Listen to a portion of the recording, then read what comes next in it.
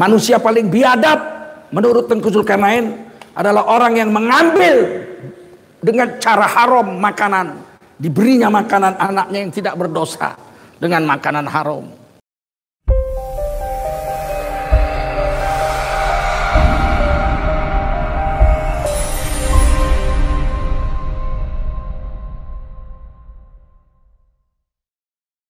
Ketika Dajjal datang 40 hari.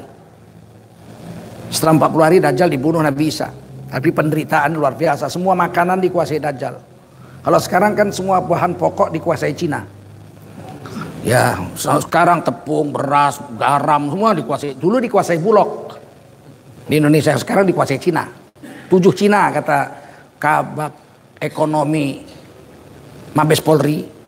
Kira-kira 5 tahun yang lalu itu saya baca itu. Saya udah tulis di Twitter. 7 Cina saja menguasai. Kalau zaman itu apa yang terjadi? Dajjal itu nanti semua makanan dikuasai Dajjal. Sehingga orang beriman masuk ke gunung-gunung, ke goa-goa. Makan zikir. Subhanallah, alhamdulillah, wa la ilaha illallah, wallahu akbar. 40 hari. Allah kirim makanan lewat napas. Nah, mirip kejadian nanti. Nanti.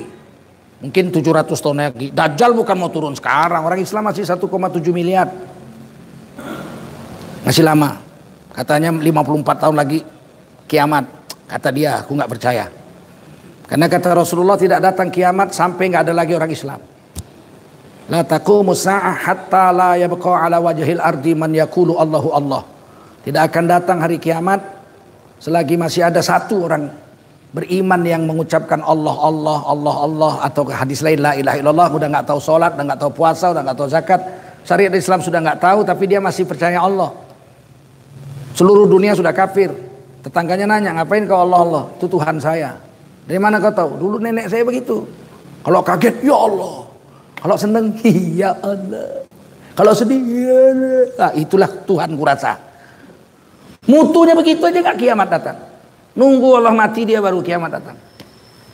La taqumu sa'ah illa ala syirarin nas. Hadis Muslim juga. Tidak akan datang hari kiamat kecuali menimpa orang-orang bejat dan kafir saja. Orang beriman nggak tertimpa kiamat. Maka apa yang terjadi setelah 40 hari padam api, Nabi Ibrahim keluar dari tumpuan abu-abu. Kipas-kipas abu. Kaget semua orang. Ada mati. Saat keluar dari api itu, Nabi Ibrahim sudah hakul yakin. Yakin tak perlu lihat-lihat lagi. Ya perlu. Nah kita, di mana kita hari ini? Apa kita masih yakin apa atau kita sudah ainul yakin atau sudah hakul yakin? Atau sama sekali memang nggak percaya sama Allah? Saya percaya Allah itu Tuhan saya, tapi tak yakin. Buktinya? Buktinya takut miskin nyolong. Takut miskin korupsi. Berarti kan gak yakin dia kalau Allah itu memberi rezeki. Innallaha yarzuqu man yasha. Allah memberi rezeki pada siapa Allah mau. Tega mencuri, dikasihnya makan anaknya. Anaknya yang gak berdosa itu makan. Lahap, enak pak satenya pak. Dia bilang, enak-enak. Uang nyolong itu nak. Manusia paling biadab menurut Tengku Zulkarnain adalah orang yang mengambil dengan cara haram makanan. Diberinya makanan anaknya yang tidak berdosa dengan makanan haram. Kata Nabi, kullu nabat, tiap daging, otot, kulit, darah yang tumbuh minal harami, tumbuh daripada yang haram, fannaru aulabih, itu lebih pasti, lebih cocok, lebih pantas dibakar dalam neraka jahanam. Kan bejat kali itu. Apa artinya kita kaya kalau mencuri, menipu, menjilat? Sesuatu yang salah kita bilang betul, menjilat supaya dapat duit. Terus kasih makan anak. Kalau dia yang makan udahlah, dia memang manusia bejat. Anaknya yang nggak berdosa dikasih. Kan serupa dengan anak kita sini nak, kasih makan sate, enak-enak, sate babi itu, sate babi. Kan begitu kira-kira. Bagaimana manusia seperti itu? Dia masih bilang dia yakin sama Allah. Rezeki ini Allah yang atur. Innallaha yarzuqu man yasha. Sesungguhnya Allah memberi rezeki kepada siapa Allah mau.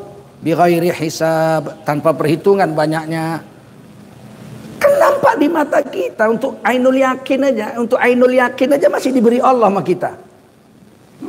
Tanpa susah payah kalau sekarang malahan. Berpikir aja mau berpikir aja.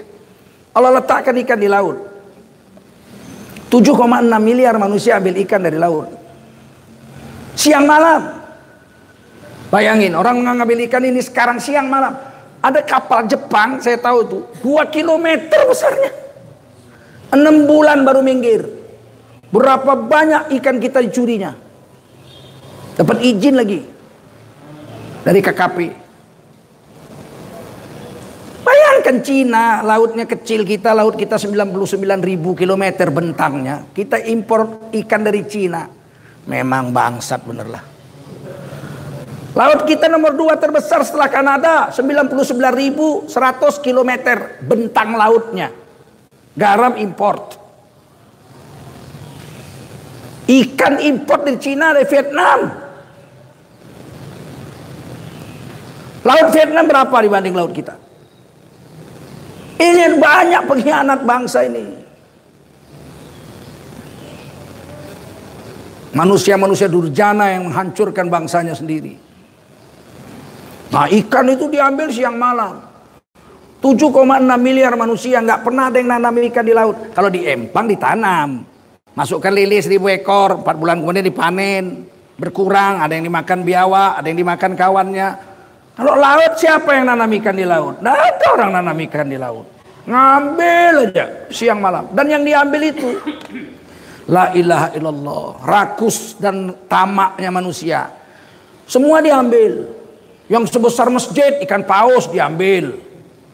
Yang sebesar bus, mobil bus, kepala kereta api, ikan hiu diambil. Yang sebesar angkot, lumba-lumba diambil. Yang sebesar orang, ikan tuna diambil. Yang sebesar betis, ikan kakap diambil. Yang sebesar tangan, ikan gembung diambil. Yang sebesar 2 jari, anak ikan belanak diambil. Yang sebesar beras, ikan teri diambil. La ilaha illallah. Siang malam. Bangkrutkah laut? Tidak. Terus kok gak yakin sih kalau Allah memberi rezeki? Gak pernah ditulis di media, saudara-saudara bangsa Indonesia, mulai besok kita libur makan ikan. Sebab ikan telah bangkrut, laut telah bangkrut. Kita tunggu setahun dia beranak dulu, baru kita ambil lagi. Nggak pernah ada. Terus nggak yakin sama Allah, nyolong, korupsi, menipu. Ngambil komisi, utang, ambil komisi. Bangun jalan, ambil komisi.